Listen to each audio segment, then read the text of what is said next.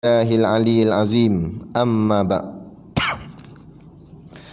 Alhamdulillah, sama-sama kita panjatkan syukur kehadраtillah Subhanahu wa ta'ala yang dengan limpah dan kurnianya diizin oleh Allah Subhanahu wa ta'ala pada kita pada malam ni dapat kita bersua dan sama-sama kita duduk di dalam majlis ilmu, yakni taman-taman syurga.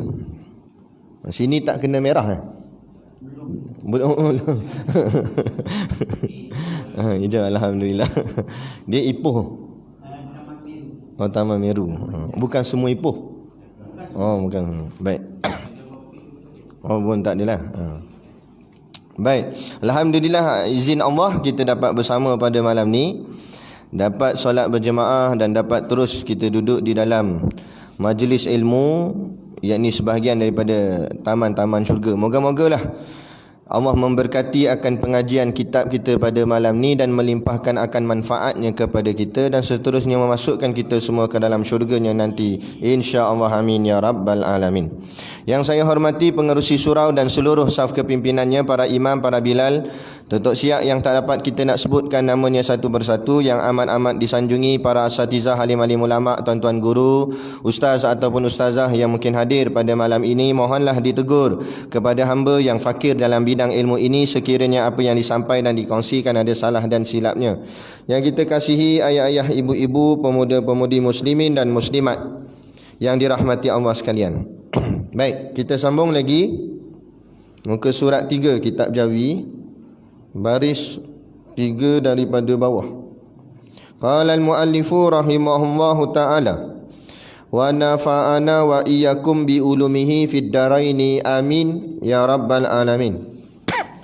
Kata pengarang kitab, bermula iman itu membenar hati akan Nabi sallallahu alaihi wasallam pada tiap-tiap suatu yang mendatang ia dengan dia daripada barang yang maklum daripada agama dengan darurah, dan dikehendaki dengan membenar itu mengaku hati, mengikut hati dan menerimanya akan barang yang tersebut itu tiada semata-mata mengetahui benar Nabi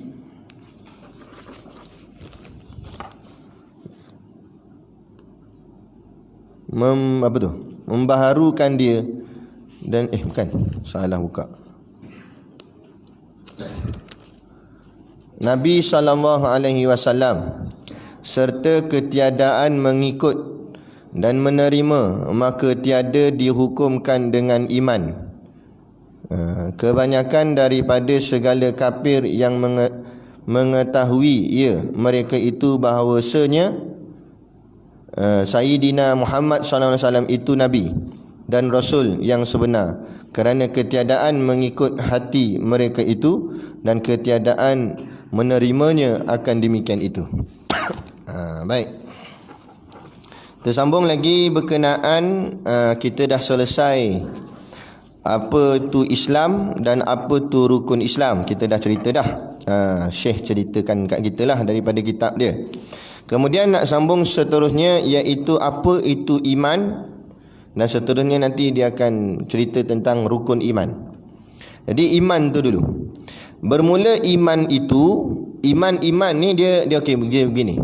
Kalau belajar bab agama ni, satu-satu term perkataan kalimah tu dia ada dua makna. Apa-apa pun. Satu makna dari segi lurah. Lurah tu maknanya makna dari segi bahasa. Dia makna dari segi bahasa ni makna terjemah. Daripada bahasa Arab terjemah ke dalam bahasa Melayu, bahasa kita lah. Makna yang kedua yakni makna istilah. Makna istilah itu makna yang dikehendaki syarak. Makna apa yang disebut pada Quran dan juga hadis. Jadi dua-dua makna kita kena ambil tahu. Jadi sama juga dengan iman. Iman ni makna dari segi lughahnya, asal perkataannya amanah. Iman tu asalnya amanah. Amanah tu maknanya aman. Aman ni maknanya tenang, tenteram, kan? Aman. Dan jadi iman itulah makna kata orang yang memiliki iman. Orang yang dalam hatinya ada iman ialah orang yang ditenangkan akan Allah ke dalam hati dia. Mententeramkan ia akan Allah ke dalam hati dia dengan cahaya iman tadi. Dan iman ni juga satu pandangan lain lagi mengatakan bahawa iman berasal daripada perkataan amina, iaitu dengan makna percaya. Jadi dengan makna amin. Amin ataupun percaya. Jadi iman itu juga diertikan dengan makna percaya. Makna yang kedua ni lebih masyhur diguna pakai. Jadi sebab itulah iman disama ertikan dengan kepercayaan. Jadi iman tu maknanya percaya. Baik. Kemudian kita nak tengok maknanya dari segi istilah. Tadi baru dari segi bahasa je, dari segi lugah. Maknanya dari segi istilahnya bermula iman itu iaitulah membenar hati akan Nabi sallallahu alaihi wasallam.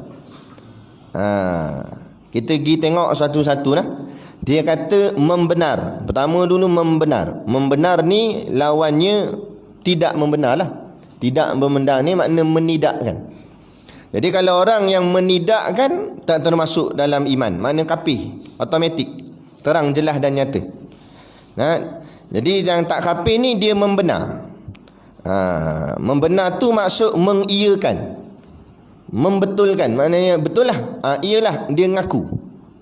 Soal buat tak buat tu nanti lu nak ceritanya dia percaya ke tak percaya, dia benar ke tak benar, dia betulkan ke atau dia tak betul, tak mengaku. Tu dulu, bagi faham yang tu dulu. Jadi yang pertama kata Syekh membenar, dan kemudian Syekh kata hati.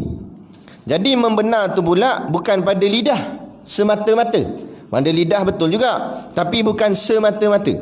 Maka membenar sini yang lebih nak dikehendakinya atau barang hakikatnya ialah membenar di hati. Di hati itu yang nak dibenarkan. Maknanya, maksudnya sini, mafhum dia, kalau di bibir dia membenarkan Rasulullah, membenarkan Allah, membenarkan Islam, tapi di hati dia tak benarkan, di hati dia dustakan, maka orang ni sebenarnya tidak beriman. Tetapi kita manusia ni, orang lain ni, kita semualah tak boleh hukumkan dia kafir.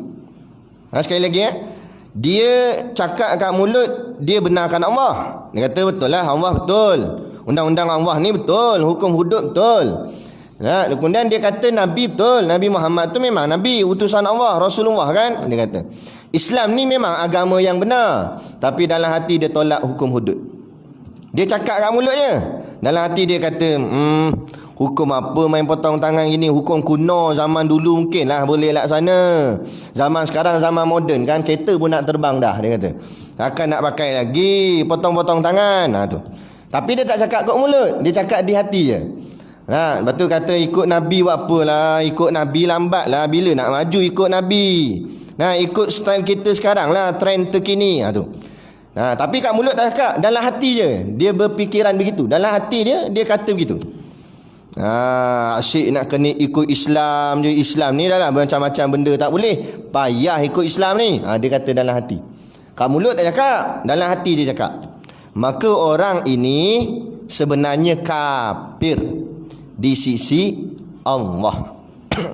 Tetapi di pada pandangan mata kita manusia ni, tak boleh kita kata dia kafir. Tadi Ustaz kata di sisi Allah dia kafir. Ya, tu sisi Allah. Sisi kita tak boleh kata dia kafir. Sebab apa tak boleh? Sebab kita tak boleh baca hati dia. Mana mu tahu? Tengok muka tahu Ustaz. Pandai. Tengok muka tahu. Ingat apa? Itu takut jatuh fitnah. Sebab apa? Sebab tadi saya sebut, dia cuma cakap di hati. Di hati siapa tahu? Melainkan hanya semata-mata Allah saja yang tahu. Jadi kita tak tahu. Jadi kita hanya boleh hukum dari segi zahir. Jadi persoalan orang tanya direct lah, ni kuliah bukannya apa, kuliah penjelasan. Dia kata dulu gaduh sangat awak, sekarang boleh baik-baik kawan pula. Itu kita kena faham. Zahirnya sekarang dia cakap macam mana? Adakah dia cakap macam dulu? Dia menghina hukum Allah? Tak dah. Dia kata kita kena sama-sama orang Melayu bersatu untuk tegakkan agama kita Islam di atas muka bumi. Jadi Zohir cakap tu baik ke jahat? Zohirnya baik. Maka kita baiklah dengan dia. Tak boleh percaya Ustaz, hati dia tu jahat, cakap dia macam tu. Hati jahat, mana mu tahu? Tu cerita dia. Batin tak boleh hukum. Barang dalam hati tak boleh hukum, melainkan jelas di zahirnya. Melainkan dia bercakap. Dia bercakap ikut Islam ni lambat lah. Baru tak boleh kawan dengan dia. Tapi dia cakap Islam bagus ini ni, padahal dalam hati dia kata tak bagus. Itu lantak dia. Itu di sisi Allah. Sebab tu saya sebut tadi, di sisi Allah dia kafir. Tapi di sisi kita tak boleh kata dia kafir. Sebab kita tak tahu pun apa benda yang ada dalam hati dia. Melainkan hanya semata-mata Allah. Boleh jelas ni? Faham tak ni? Siapa yang saya maksudkan? Tak faham sebut yang girang. Itulah maknanya nak bagi faham, supaya kita faham kenapa pemimpin kita tindakannya kejap-kejap A, kejap-kejap B. Dia bukan main kejap-kejap, tapi ada dasarnya, ada ilmunya. Bukan main ikut rasa. Hukum hakam agama ni bukan main ikut rasa. Dia ada hukumnya, ada dalilnya. Apa boleh, apa tak boleh, macam mana nak buat. Tu. Baik. Jadi membenar hati. Okey. Di hatinya mesti benar. Gitu. Kemudian apa yang nak dibenarkan tu? Maka jawabnya akan Nabi SAW. Jadi yang disuruh benar tu benar mana? Benarkan Nabi. Benarkan Nabi di hatinya. Kenapa di sini Syekh tak sebut benarkan Allah, tapi dia terus sebut benarkan Nabi? Kenapa? Sebab siapa yang benarkan Nabi, automatik benarkan Allah. Dia begitulah. Kul in kuntum tuhibbunallah fattabi'uni. Allah jawab dah dalam Quran dalilnya. Kul, katakanlah wahai Muhammad, in kuntum tuhibbunallah, jika benar kamu kasih pada Allah, fattabi'uni, maka ikutilah aku. Aku di sini maknanya Muhammad, Nabi kita. Jadi kalau betul kamu kasih pada Allah, ikut Rasulullah. Makna ayat ni, mafhum dia, maknanya dengan ikut Rasulullah itu makna kita kasih pada Allah. Maknanya dengan ikut Nabi, automatik ikut Allah. Tapi orang yang ikut Allah belum tentu ikut Nabi. Itu kena faham. Orang yang ikut Nabi, Nabi kita lah Nabi Muhammad, sudah tentu ikut Allah. Sebab apa yang dibawa oleh Nabi bertuhankan Allah, kita ikut pun Nabi. Jadi jadilah kita bertuhankan Allah automatik. Tapi kalau ikut Allah je, belum tentu ikut Nabi. Asal Ustaz cakap macam tu? Abu Jahal, Abu Lahab, dia percaya Allah tu Tuhan. Baca dalam kitab-kitab sirah. Mereka kafir Quraisy percaya Allah tu Tuhan, tapi dalam masa yang sama dia kata Al-Lata pun Tuhan, Al-Uzza pun Tuhan, Manat pun Tuhan. Itu berhala yang besar-besar. Ada lagi banyak berhala, tapi yang lain tu kecil-kecil. Yang paling besar 3 ni, Al-Lata, Al-Uzza, Al-Manat. Dia kata tiga-tiga ni sama taraf dengan Allah juga. Allah pun Tuhan, Al-Lata pun Tuhan, Uzza pun Tuhan, Manat pun Tuhan. Jadi situlah jadi syirik. Datangnya Rasulullah menidakkan yang lain. Itulah keluar perkataan kalimah la ilah, tak ada Tuhan. Maknanya tak ada Tuhan tu, Al-Lata bukan Tuhan, Al-Uzza bukan Tuhan, Al-Manat bukan Tuhan, dan semuanya bukan Tuhan. Illallah, hanya Allah, kecuali Allah. Maknanya kenapa disebut kecuali? Sebab Allah tu pun masuk dalam kepercayaan mereka. Tapi sebab mereka percaya yang lain, maka Nabi tolak yang lain kecuali Allah yang tidak ditolak. Maknanya hanya Allah saja yang Tuhan, lain bukan Tuhan. Itulah maksud la ilaha illallah tu. Tu yang mereka marah sangat dengan Nabi tu. Kalau Nabi lahir-lahir, Nabi bawa ayat kata Allahu Rabbi, namanya saya mereka tak marah. Kalau semata-mata ayat tu begitu, Allah Tuhanku, mereka tak marah. Sebab mereka pun pegang gitu juga. Tapi bila Nabi kata la ilaha illallah, tak ada Tuhan melainkan Allah, situ mereka marah. Ada. Kalau kita bawa, kita kata Islam adalah sebuah agama di atas muka bumi, kan? Yahudi pun tak marah, Kristian pun tak marah, Buddha pun tak marah, Hindu pun tak marah. Tapi bila kita kata tak ada agama yang sebenar-benarnya, tak ada agama yang betul, semuanya batil, semuanya sesat, melainkan satu saja, yakni Islam, marah. Baru marah. Sebab tu Yahudi dendam nak bunuh kita, orang Islam, sebab ayat ni. Itulah singkatnya la ilaha illallah. Panjangnya tadilah kita sebut. Kita kata tak ada undang-undang yang lebih tepat dan lebih betul melainkan hanya undang-undang Allah. Situ dia pun marah. Kalau kita cuma kata undang-undang Islam ini betul, dia kata betul lah. Undang kafir pun betul juga, dia kata. Nampak?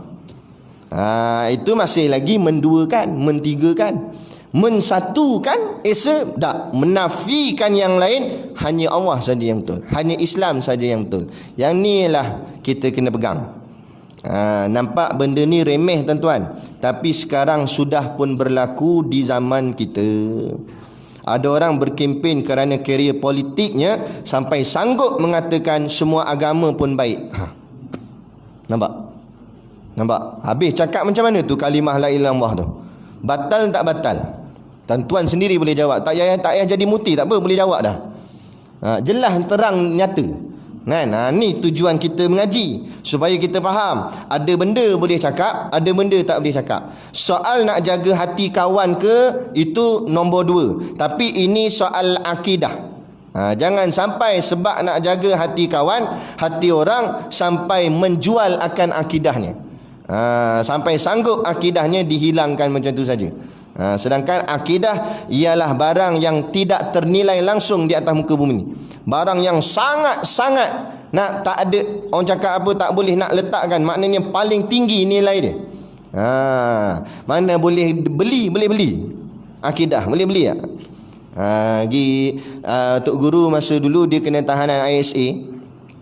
Jadi ada seorang apek ni, dia tukang runner. Tahu runner? Maknanya dia pergi kedai tolong beli barang untuk geng-geng tahanan kat dalam. Sebab kalau tahanan dia bukan macam penjara, dia cuma duduk dalam tu je, tak boleh keluar. Macam kuarantin lebih kurang kan. Tapi ada seorang lah bahagian runner, dia ni je, dia diberi tugas khas, boleh keluar pergi beli barang, bawa balik. Jadi orang pun kirim lah. Ada yang kirim beli rokok lah, ada yang kirim suruh beli gitar pun ada kan. Sampai kat Ustaz Siddiq, Apek tanya, ayah Haji mau apa? Dia tanya kan. Jadi Tok Guru kata, belikan aku iman sekilo, dia kata. Belikan aku iman sekilo. Dia pun tulis kat kertas, iman 1 kilo 1 kilo. Cukup kah 1 kilo? Dia tanya pula, cukup ke sekilo? Kata Tok Guru, cukup dah. Sekilo pun tak apa dah. Okey 1 kilo 1 kilo. Dia pun tulis. Lepas berapa lama tu dia pun balik. Dia balik barang orang lain semua ada. Barang Ustaz Siddiq dia tak ada. Sampai dekat Tok Guru, ayah Haji, ini barang apa macam Mana susah mau cari Saya habis tanya semua kedai tak ada ini barang. Ini barang apa? Mau cari mana ni? Kata Tok Guru, memang tak ada kat kedai, sebab dia datang daripada Tuhan. Iman tu yakin dan percaya pada Tuhan. Duit banyak mana pun tak boleh beli, sebab dia barang anugerah daripada Allah. Itu macam ke? Tu cara ulama menyampaikan dakwah. Halus dia main. Nak ceritanya, iman tak boleh nak dibeli. Mu kaya macam mana pun nak beli iman tak boleh. Bapak Tok Guru, anak belum tentu jadi Tok Guru. Paling kuat Tok Garu. Belum tentu. Sebab iman tak boleh diwarisi. Bukan kompom turun kompom. Bapak Tok Guru, anak mesti Tok Guru juga. Tak, belum tentu. Sebab iman tak boleh diwarisi. Iman anugerah Allah. Kadang-kadang bapak kafir, anak orang yang paling taat di sisi Allah. Boleh jadi gitu. Allah nak buat. Tak payah kata bapak Tok Guru. Ayah Nabi belum tentu anak ni ikut agama ayah dia. Tengok cerita Nabi Nuh. Anak ni ingkar, tak nak ikut Nabi Nuh, pada anak kandung sendiri kan. Allah nak tunjuk kan. Kadang isteri jahat Nabi Lut tak nak ikut suami dia, suami Nabi dah kan. Isteri tak nak ikut. Lepas tu kita tak payah pelik lah kalau isteri kita tak nak ikut. Isteri Nabi pun nak orang perempuan kan, biasalah. Dia begitu dah. Kan? Memang payahlah. Barang tulang bengkok memang payah. Kan? Dia begitu. Tapi tak apa, pelan-pelan. Apa-apa pun minta petunjuk daripada Allah. Tapi kadang-kadang ada suami jahat, bini baik. Mana? Suami Firaun. Betul. Bini dia Asiah. Asiah ni beriman. Isteri kepada Firaun. Suami dia jahat sungguh, Firaun. Bini baik. Bini taat pada perintah Allah. Dia menyembunyikan iman di depan suami dia. Kan? Ada jadi macam tu. Sekarang pun ada lagi tak jadi macam tu? Ada. Ada. Sebab tu dalam nak memilih pasangan, cek betul-betul. Bukan tengok hidung dia tajam je ke depan. Nampak? Jangan tengok kot lawa je, jangan tengok poket dia penuh, kan? Ini anak orang apa nak ambil menantu, tengok datang naik motor kapcai. Mati motor. Nampak? Dah orang pondok. Mana orang pondok kan ada duit sangat, tapi serban besarlah serban.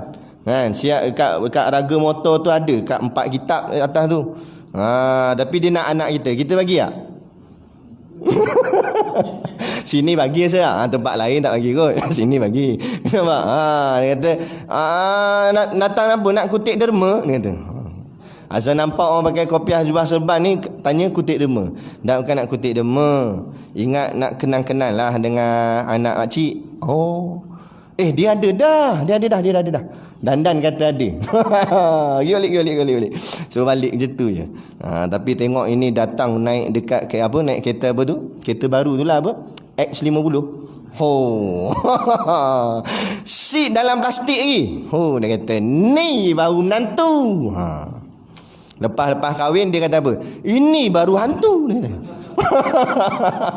Dah anak dia balik merah pipi, kena penampar dengan suami. Sebab apa? Itulah sebab kita nilai dari sudut nilaian dunia, bukan nilai dari sudut nilaian akhirat. Anak kita tak berapa pandai seorang. Katalah contoh, ngap sungguh. 1 tambah 1 pun jenuh kira dengan jari. Kan? Kita pun marah sangat. Kan ni anak tak berguna. Keturunan mana tak tahu, padahal keturunan dia. Nampak? Dia kata ambil kau mana tah genetik ni, dia kata. Bodoh sangat, lembab sangat. Asal report card merah. Dia balingnya, dia campak report card tu atas. Saya pernah tengok kat sekolah dulu. Ayah dia campak report card atas muka anak dia. Pong gitu, macam dalam drama tu. Ingatkan drama je punya betul-betul. Kasarnya. Lepas tu tak apa lah. Anak ni lah pergi duduk kampung, ngaji surau masjid gitulah, telaah kitab. Lama-lama jadi tok siap surau. Lepas tu orang angkat jadi Bilal. Dia duduk kampung gitu, kain pelekat, naik basikal, bukan ada duit sangat. Tapi bila ayah dia sakit-sakit, siapa yang tolong? Dia. Dan anak yang kat Kuala Lumpur tu, ayah tak boleh balik ni lah, mesyuarat. Lagipun PKP ni, roadblock penuh. Alasan. Nampak? Padahal boleh buat surat lah. Saya pun lepas. Kan? Tapi gitu lah. Itulah dia orang yang bila kita didik anak kita, suruh sayangkan dunia, satu hari nanti dia sayangkan dunia dia lebih daripada kita. Tapi bila kita didik anak kita sayangkan akhirat, dia nampak ayah dan mak dia anugerah daripada Allah, maka dia takkan sia-siakan. Dia akan jaga sebab dia tahu redha Allah duduk pada redha ayah dan ibu dia. Maka dia akan jaga hati mak ayah dia, kerana dia tahu kalau mak dia derhaka pada mak ayah dia, automatik dia derhaka pada Allah. Sebab apa? Sebab dia orang mengaji. Biar dia bodoh dunia pun, tapi dia cerdik akhirat. Kerana yang nak balik nanti akhirat ke dunia? Akhirat. Dunia kita nak tinggal. Sebab tu nama mati kita meninggal dunia. Yang kita nak tinggalkan dunia, bukan akhirat. Yang akhirat tempat nak pergi. Jadi bangga sangat dengan dunia tu, hebat sangat lah kali tinggal juga. Tu. Jadi dunia berlebih kurang sudahlah. Lepas tu kalau anak kita tak berapa cerdik bahagian dunia, janganlah marah teruk sangat. Marah sikit-sikit supaya dia mengaji betul-betul, tak apa dah. Ni janganlah sampai tak mengaku anak lah apa semua. Dia okeylah juga ada C. Kita dulu E semua. Ada marah sangat anak dia. Tadi anak dia tanya, dah ayah dulu SPM berapa? Jangan kira ayah, dia kata.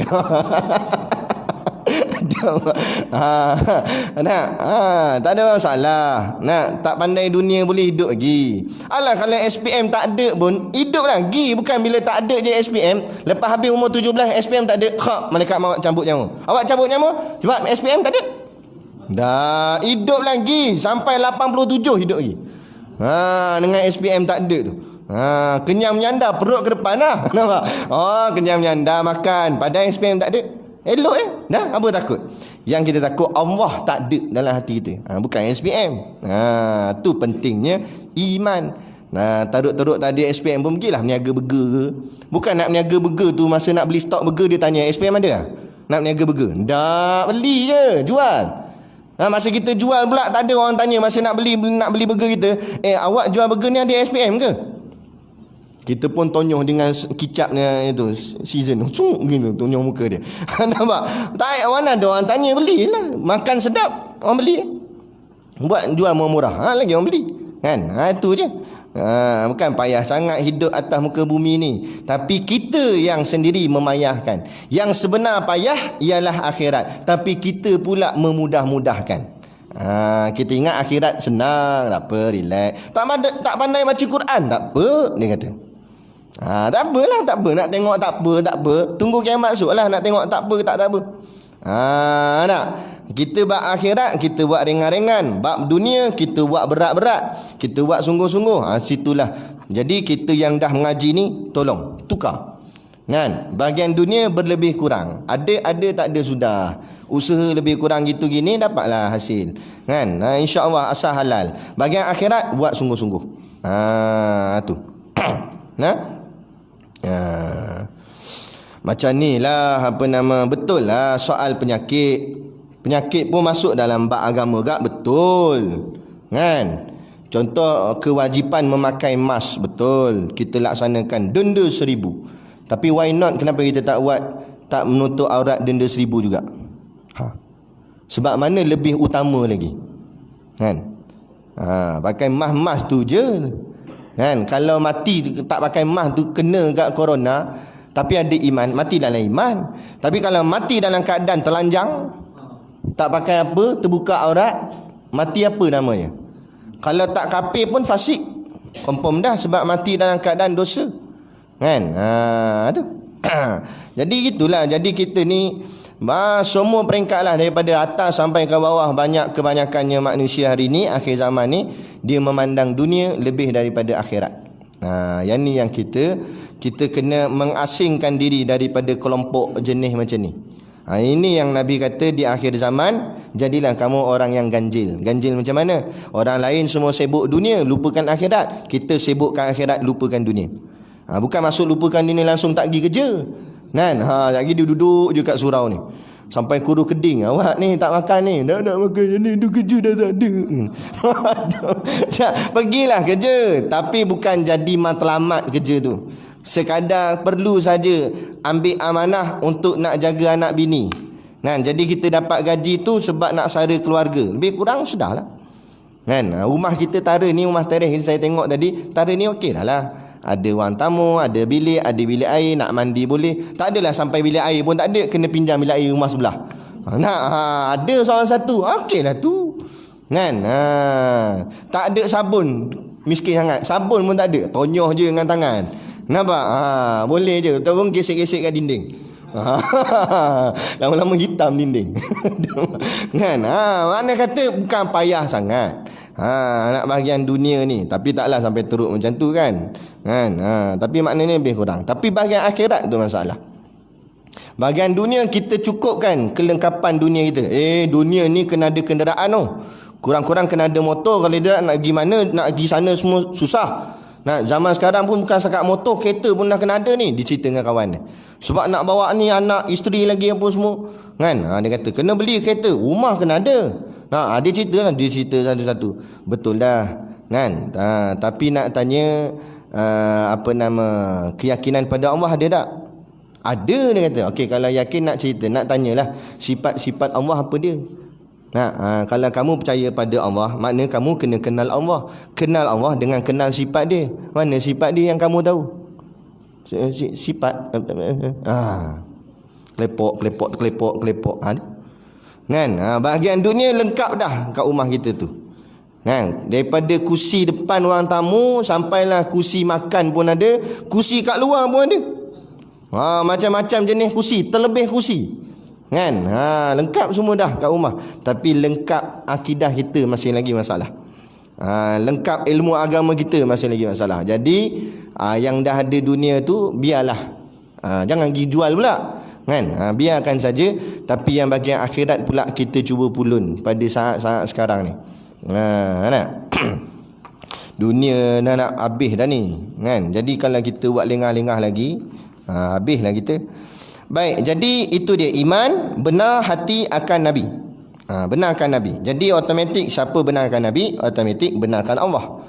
Sebab tu tak payah Syekh nak sebut satu lagi Allah. Cukup dengan benar Nabi, benar semua. Benar Allah, benar Islam, semualah. Sebab Nabi yang bawa semua tu. Dia jadi benarkan Nabi, dah benarkan. Tapi kalau mengucap syahadah tak memadai lah. Mengucap syahadah asyhadu anna Muhammadar Rasulullah je. Kenalah sebut asyhadu alla ilaha illallah juga. Cuma yang dimaksudkan sini membenarkan apa yang dibawa datang oleh Rasulullah sallallahu alaihi wasallam. Ada seorang kafir, kemudian dia masuk Islam, tapi perangainya jahat. Dia suka buat maksiat, dia suka minum arak. Lepas tu dia tanya ke Nabi, "Ya Rasulullah, dah jadi habit lah ya Rasulullah. Perkara maksiat saya, suka sangat berzina, minum arak. Kalau zaman kita taklah kan sampai yang jenis macam kita ni, tak adalah sampai ke arak, tapi kalau ketum mungkin lah kot. Kan? Contohlah. Saya macam mana nak buang? Katalah contoh. Kan? Dia tanya, orang ni tanya Nabi, macam mana nak buang? Dah jadi kelaziman lah pula. Jadi nak pula. Kan? Teringin hati tu. Maka kata Nabi ginilah, kalau kamu nak berubah, kamu janji dengan aku jangan bohong. Tu saja. Nabi kata, kalau kamu nak berubah, janji dengan aku jangan berbohong. Lepas tu orang ni pun tanya Nabi, tak payah buat semayang taubat ke, tak payah ni ke tak? Nabi kata, satu je pesanan aku, jangan bohong. Tu saja. Jangan bohong, tu je.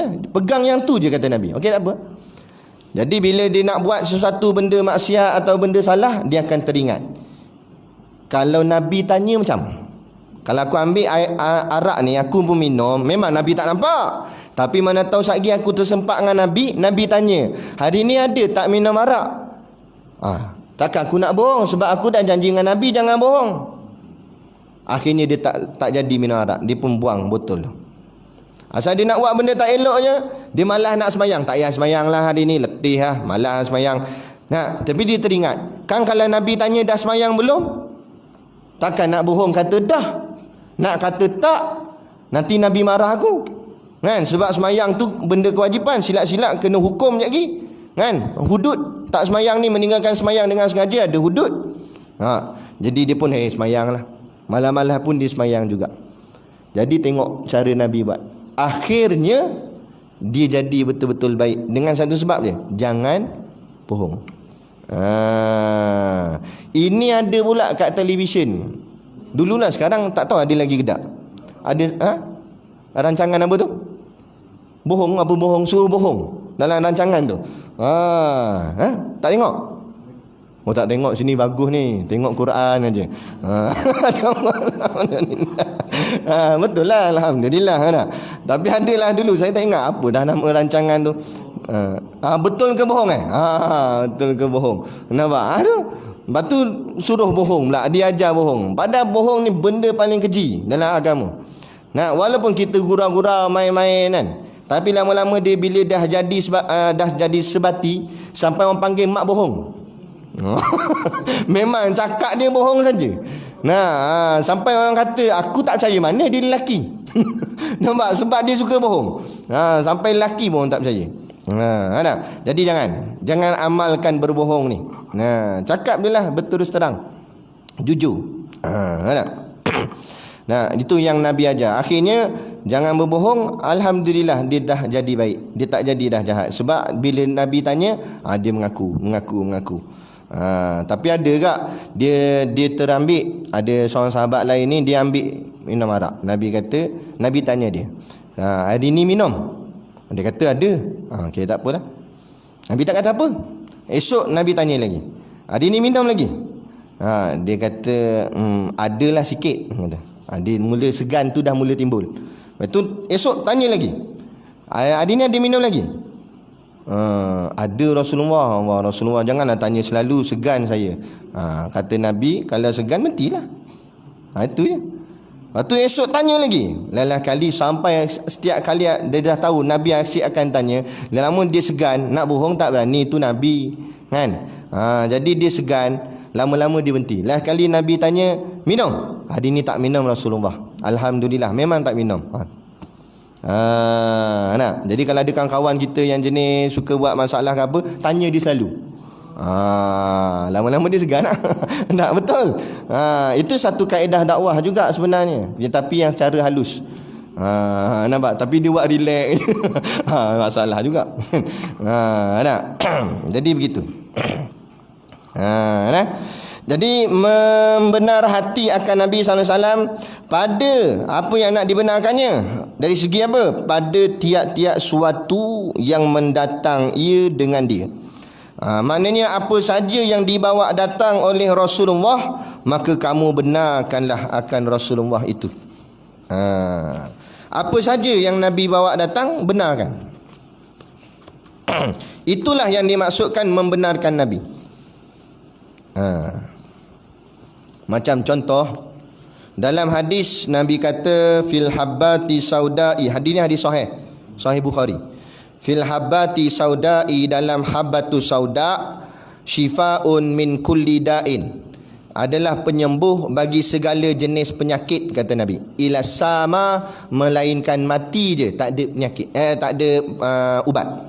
Nabi kata habatu sauda ni ubat bagi segala jenis penyakit. Syifaun min kulli da'in, hadis dia. Nak penyembuh bagi segala penyakit. Ila sama, melainkan mati. Mati tak ada ubat. Kalau mati ada ubat senang. Saya nak mati makan ubat, hidup balik. Tergah balik. Dah mati tak ada ubat. Tapi lain, kata Nabi, dalam habatu sauda itu adalah penawar segala penyakit. Okey, kita pun makan Panadol, tak makan batu sauda, tak jadi kafir lagi. Tapi kalau kita berpegang Panadol lebih baik daripada habatus sauda, boleh rosak akidah kita. Sebab apa? Sebab habatus sauda ada hadis Nabi, tapi Panadol tak ada hadis Nabi. Tak ada pula dalam hadis Nabi kata innal panadoli syifaun, tak ada. Jadi benda ni kena tahulah soal-soal agama. Madu, kurma, kan, minyak zaitun, kan, tu semua ada manfaat sebab dia ada ayat Quran dan ada hadis ni. Mana kata ada dalilnya. Kita tak apa orang cakap, tak pakai, tak rosak lagi, tapi menidakkan dikira membelakangkan Nabi. Ni dalam hadis, dalam kitab ni sebut membenarkan di hati akan Nabi. Maksud benarkan Nabi, apa saja yang Nabi kata kena benar. Jadi bila Nabi kata betul sauda tu penyembuh, kita kena kata penyembuh. Kita tak pakai, tu nombor dua, tapi kena kata ni memang penyembuh. Lepas tu nak pakai ubat lain, silakan, tak ada masalah. Tapi jangan sampai kata yang ni tak boleh pakai ni, sahabat tu sauda apa semua ni tak mujarab. Ni baru mujarab Panadol ni. Tu baru jadi kafir, boleh jadi rosak akidah. Sauda ni kan, adakah yang original dia yang Nabi suruh tu, ataupun yang berbeza dengan yang dijual sekarang, campuran sikit sangat. Kalau 100 yang lain, barangkali 10 ada ambil nama aja sauda tu. Adakah itu maksud Nabi itu? Maksud Nabi yang sebenar, yang original lah. Yang original lah. Tapi yalah, yang kita pun kadang-kadang tak tahu mana satu original, mana satu tak original, kan. Jadi kita pun bersangka baiklah dulu. Kalau kita jelas, terang dan nyata memang kita tahu benda tu memang tak original, kan, kita boleh scan ke macam mana, tak tahulah, kan. Kita memang tahu tu tak original, barulah kita tak pakai pun tak apa. Tapi nak ceritanya sini perbandingan, bukan persoalan betul sahadat ordinary atau ordinary, tapi perbandingan keyakinan kita dengan perubatan Islam dengan perubatan yang bukan Islam. Kita kena yakin perubatan Islam, tapi tak jadi masalah kita ikhtiar dengan perubatan yang bukan Islam. Tapi perubatan Islam tu kena yakin. Tu cerita dia. Itu yang nak dimaksudkan sini. Sebab ni bukan masalah kesihatan tak kesihatan, tapi masalah akidah. Masalahnya akidah, bukan soal sembuh tak sembuh, tapi soalnya akidah. Sebab apa soal akidah? Sebab tak percaya kat Nabi. Tu yang jadi masalah. Bukan pasal ubat tak ubat, tapi percaya Nabi tu. Bila percaya Nabi, kena ikut apa yang dikatakan oleh Rasulullah sallallahu alaihi wasallam. Tu cerita dia. Baik. Jadi katanya sini apa yang diketahuinya, nanti darurah tu belum lagi. Mana tadi? Hilang pula dah. Akan Nabi SAW pada tiap-tiap suatu yang mendatang akan dia daripada barang yang maklum daripada agama dengan darurah. Darurah tu maknanya spontan. Darurah maknanya spontan. Kita biasa dengar orang cakap darurat kan. Darurat tu asal kataannya daripada Arab, darurah. Darurah tu maksudnya spontan. Dengan makna maksud darurah itu ataupun spontan itu ialah maknanya tidak perlu fikir dan bicara lagi. Tu maksud dia. Maknanya bila darurah ni tak perlu nak dipikir panjang dan tak perlu nak dihuraikan panjang. Itu maksud darurah. Jadi maknanya mengikut Nabi pada barang yang darurah, kata Syekh. Apa maksud mengikut Nabi pada barang yang darurah? Pada barang agama yang basic. Itu maksud dia. Pada barang agama yang simple, yang tak payah nak fikir panjang-panjang, tak payah nak hurai panjang-panjang. Contoh, Nabi kata kita semua maklum bahawa semayang subuh 2 rakaat, zuhur 4, asar 4, maghrib 3, isyak 4. Itu dipanggil maklum bid darurah nama dia. Maksud maklum bid darurah maknanya pengetahuan tu spontan. Semua orang tahu bahawa semayang 5 waktu, 2, 4, 4, 3, 4. Semua orang tahu. Tu maksud dia. Maklum bid darurah. Jadi yang semua orang tahu itulah kita kena ikut. Tiba-tiba kita seorang je semayang subuh 3 rakaat. Bukan sebab terlupa, tapi memang dia buat. Bila orang tanya, awak semayang subuh tengok, Nabi tak apa semayang 2. Kita bukan Nabi, kita kena lebih sikit. Sebab kan susah nak masuk syurga. Tak ada. Dia bukan pasal susah tak susah, hang buat 3 tu lagi susah nak masuk. Sebab apa? Sebab lawan apa yang Nabi buat. Jadi dia kena faham. Ada benda yang boleh berlambak-lambak kita buat, walaupun Nabi buat tak banyak tu, kita buat lagi banyak. Boleh. Ada benda yang tak boleh, ada had.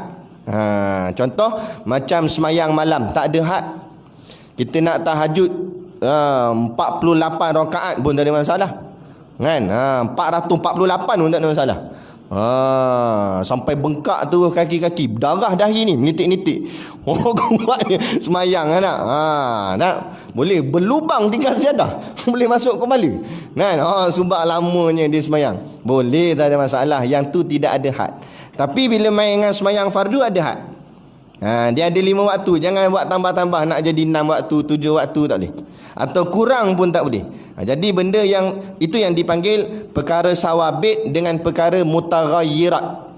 Ada perkara sawabit maknanya perkara yang telah ditetapkan. Maksud tetap, tak boleh ubah, tambah tak boleh, kurang tak boleh. Ada perkara satu lagi namanya perkara mutaghayyirat, perkara yang boleh diubah. Contoh perkara sawabit ialah sembahyang fardu. Semayang tetap wajib ketika mana pun, sihat ke, sakit ke, hatta dalam perang peluru duk naik atas kepala ni kan, M16 apa semua, wajib juga kena semayang dalam perang. Sebab tu ada semayang perang nama dia kan, ada kaedah dia. Jadi semayang sawabit tetap. Corona macam mana hebat pun, tak ada seorang pun mufti keluarkan fatwa lepas ni kita tak payah semayang dah sebab corona terlampau kuat. Tak ada. Semayang tetap semayang. Tapi perkara mutaghayyirat, perkara yang boleh diubah. Mana ubah? Sama ada semayang di masjid atau semayang di rumah. Itu bukan sawabit. Yang tu boleh ubah. Semayang jarak saf itu bukan sawabit, itu mutaghayyirat, boleh ubah, boleh adjust kan. Tapi sembahyang berdiri itu sawabit. Sebab berdiri itu rukun dalam sembahyang. Baru ada illa melainkan bila tak boleh berdiri. Bukan suka-suka nak selalu sangat sembahyang diri, tak sekali sembahyang duduk dia kata. Saja-saja tak boleh. Tapi kalau memang tak boleh berdiri, tu baru masuk dalam bahagian dia. Tu kena faham apa perkara boleh, apa perkara tak boleh. Bukan semua benda boleh, bukan semua benda tak boleh. Kalau kita nak ikut sekati semua benda boleh, semua benda tak boleh, maknanya itu bukan beragama namanya. Sebab agama ni, makna agama ialah peraturan. Bila kita kata kita ikut agama, maknanya kita ikut peraturan. Bila kita kata kita ikut Islam, maknanya kita ikut peraturan Islam. Itu je. Dah sekati saya lah tak buat apa. Kamu sekati kamu buatlah. Maknanya kamu tak ikut Islam. Bila tak ikut Islam, takut tak jadi Islam. Man tashabbaha biqaumin fahuwa minhum. Dalil dia, siapa yang menyerupai satu kaum, jadi kaum tu. Tak ikut, kalau dia ikut Islam jadi kaum Islam, tak ikut Islam tak jadi kaum Islam. Jadilah kaum mana yang diikut kan? Yahudi lah, Kristian lah. Jadi itu kita kena faham betul-betul. Jadi itulah yang dimaksudkan dengan mengikut Nabi pada barang agama, yakni darurah, perkara-perkara asas. Ada pun perkara yang dalam-dalam, yang tu yang berlaku khilaf di kalangan ulama. Ada yang bagi pandangan A, ada bagi pandangan B. Bila ada banyak pandangan, maka perlu pula kepada kita untuk pilih pandangan mana yang kita rasa sesuai untuk kita buat.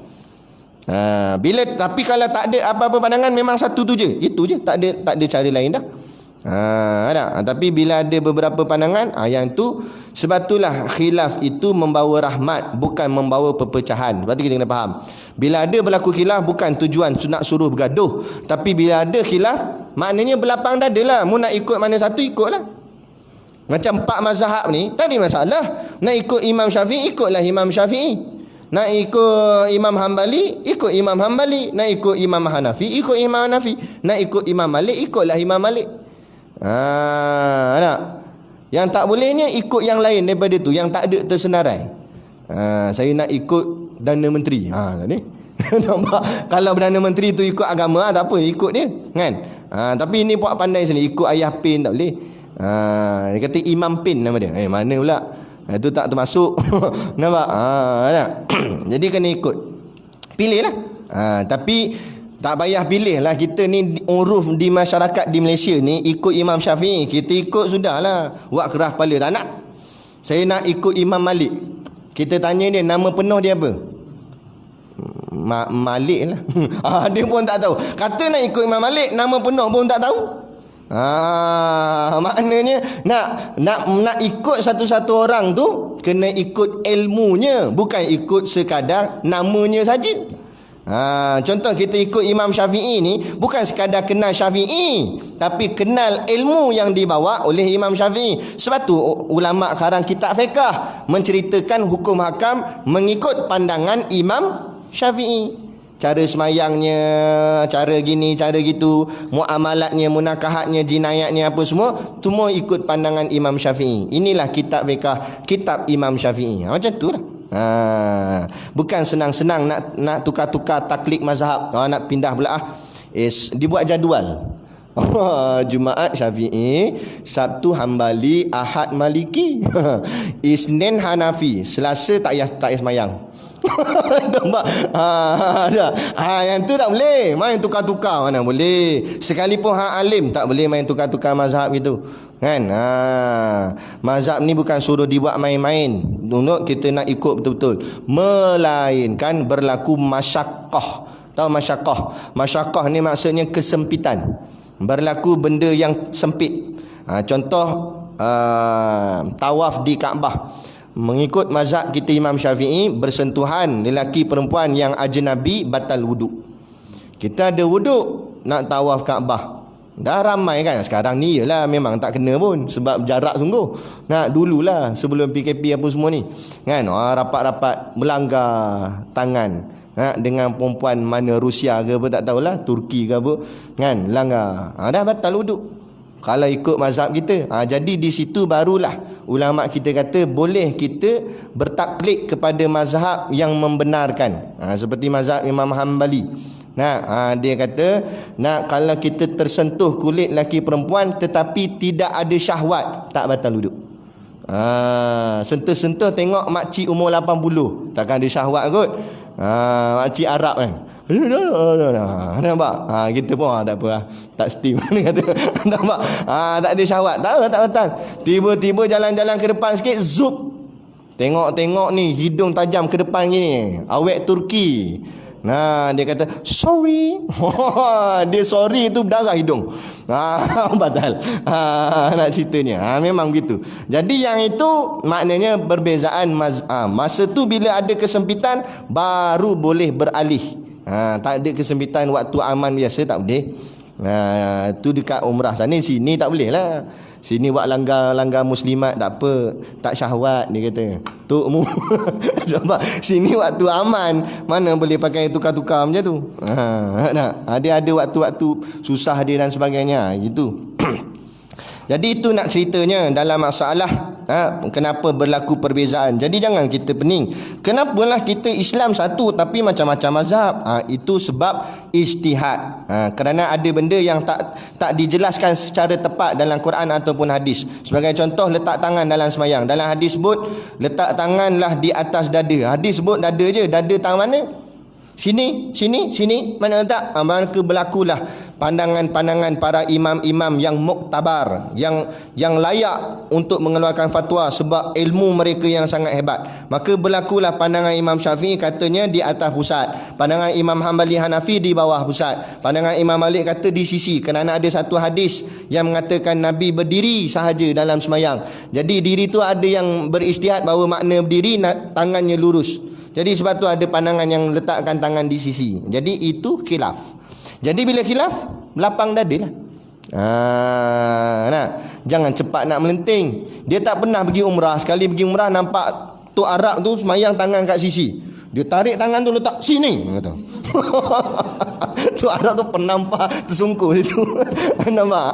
Jangan awak pandai itu. Sebab ni berlaku khilaf mazhab. Sana lagi macam-macam mazhab ada. Jangan kita pandai-pandai. Kan? Jadi orang cakap apa, tak ada ilmu bertanya dulu. Fasalu ahla zikri in kuntum la ta'lamun. Tanyalah orang yang tahu apabila kamu tidak tahu. Jangan kamu memandai-mandai. Baik. Kemudian lagi, dan dikehendaki dengan membenar itu kita sambung akan datang. Dan dikehendaki dengan membenar itu berhenti kat situ. Mana dua baris daripada bawah. Dan dikehendaki dengan membenar itu.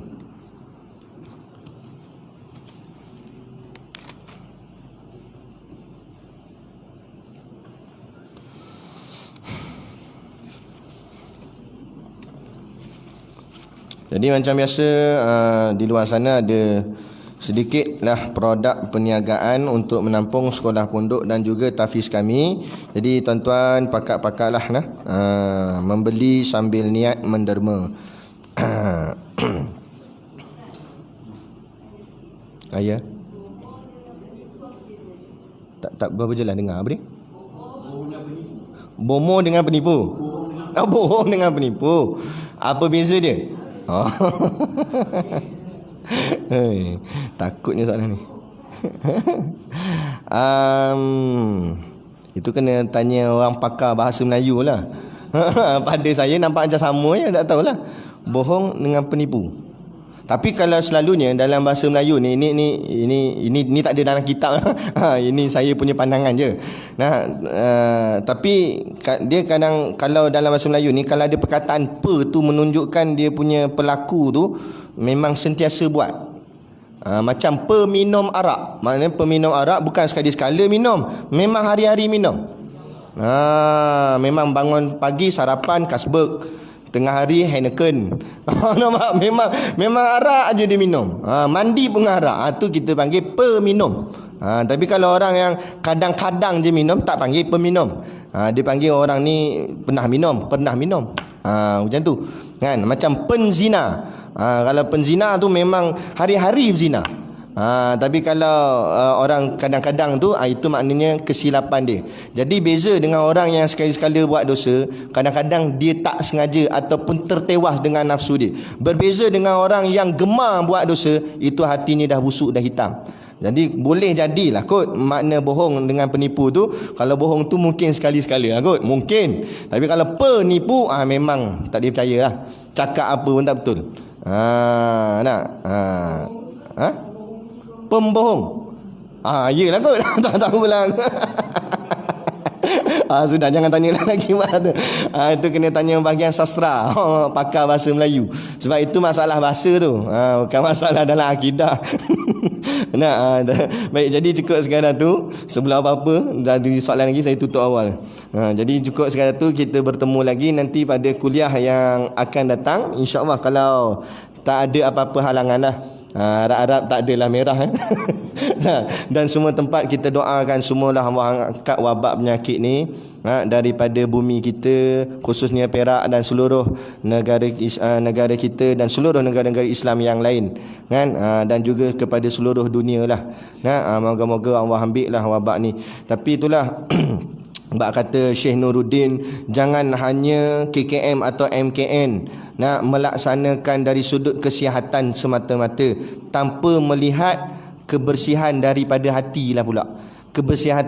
Kebersihan jasad, ya dah kita suruh amalkan, basuh tangan, kerak basuh tangan lah, hand sanitizer lah, gini-gini lah. Jangan suka pegang mana lah, jaga hygiene kita, bagi bersih betul. Yang itu okey dah, InsyaAllah SOP itu kita ikut. Tapi masalah kebersihan hati pula. Sebab punca bala turun pun bermula daripada kebusukan hati juga, kerosakan hati juga. Jadi sama-sama juga. Jadi kita harap jangan lagi ada program seperti Anugerah Bintang Popular dalam masa ni untuk dibenarkan lagi oleh kerajaan. Yang tu orang dah cukup marah dah. Dalam duk COVID nak menyanyi lagi tak habis-habis.